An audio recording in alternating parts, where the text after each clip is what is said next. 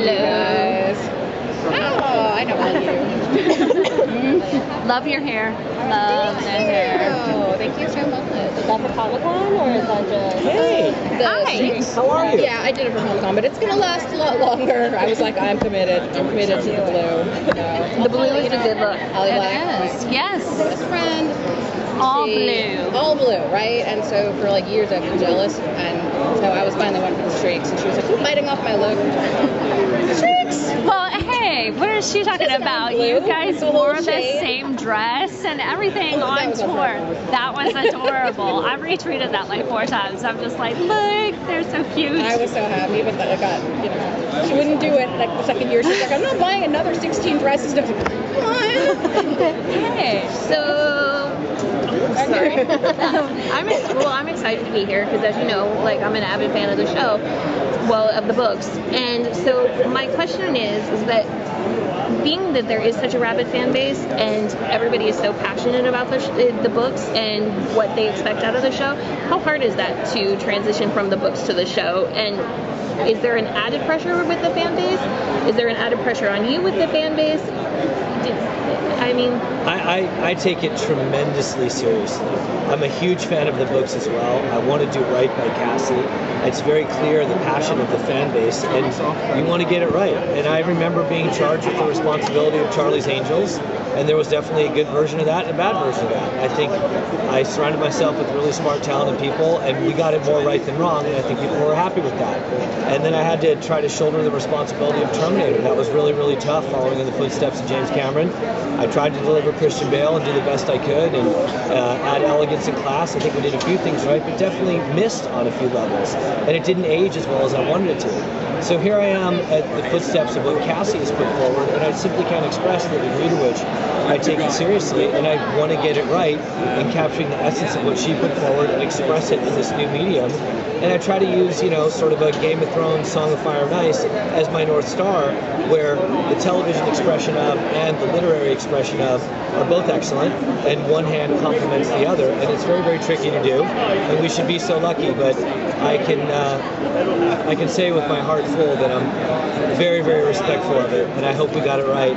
And I think our first step of casting well was done to a way that it seems like the fandom feels good about. oh, definitely. How would you describe the tone? Because there's so much humor and emotion and action and sort of mystical elements together. So how do you pull that together and write a cohesive tone for a whole series? To me, that was the easy part, because that's the tone that, you're right, it dances on the head of a pin. It's a tricky tone to nail, but for some reason, that's what makes sense in the voices in my head. That's just the way the material I'm a part of wants to come out. But having said that, I say with the greatest respect, Cassie writes the books, I direct, a couple episodes, but Ed creates the show. In television, it's a showrunner's medium.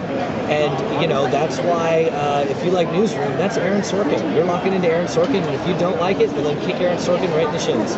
Because that's the way it goes down. She has the challenge of having to let go of her creation, which must be crazy challenging as an artist, but also exciting, because there's a long history of books that have gone on to be great films and great television shows that were done at a very, very high level. So hopefully we can get it right, and hopefully Ed has done a good job interpreting and capturing the spirit of Cassie's story.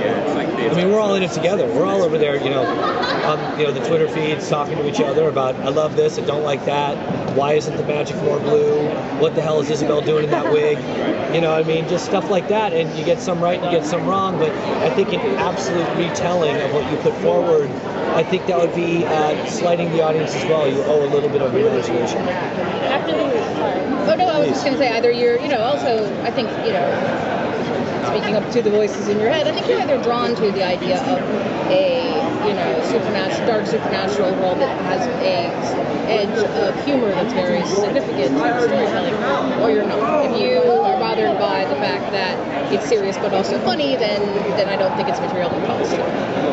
Okay, after the movie, did you expect there to be another retelling? No, you don't expect that. And I think, it speaks with credit to Constantine that they had a recognition that this is strong material that had a huge fan base, and if they didn't make it work, then it's not because of the books, because, I think they looked at it and they were like, well, these books are loved by a lot of people, across the world very sincerely, and so if we didn't get this story to them in the right way, then that's on us. So we're going to do it again. I mean, I would go so far as to, you know, and I like Ed Deckard. I think he's done a really good job, and we've become good friends, but I want to constantly challenge him to listen.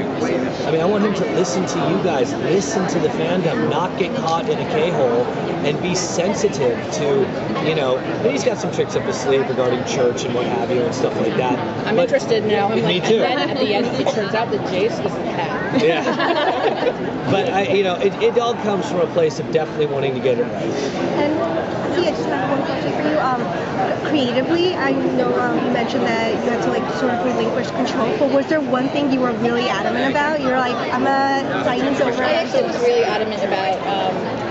Well, I was adamant that they, you know, that they include that scene in the first book that wasn't in the movie where Jace has marked Clary while she was dying with a healing rune, and then she wakes up and she's like, "You marked me," and he's like, "Yeah, you know, I marked you with a healing rune."